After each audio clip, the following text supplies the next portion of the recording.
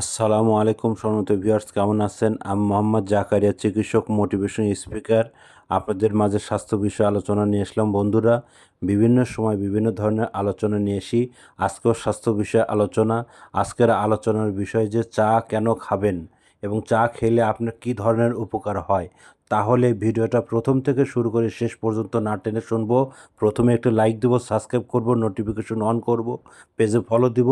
তাহলে স্বাস্থ্য সম্পর্কে নোটিফিকেশন আপনাদের কাছে পৌঁছে যাবে। তাহলে বন্ধুরা, মনোযোগ দিয়ে শুনুন। চা খেলে কত ধরনের উপকার আপনারা পাবেন।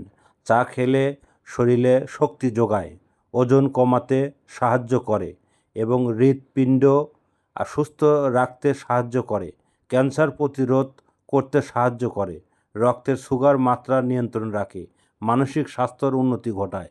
তো বন্ধুরা, চা খেলে আপনার অনেক ধরনের উপকার আছে এবং আমাদের ইউটিউব চ্যানেলের মধ্যে ঢুকবেন, কী নিয়মে কীভাবে খাওয়া যায়, 1 পার্ট, 2 পার্ট এবং আপনার 3 পার্ট আপনারা ভিডিও পাবেন।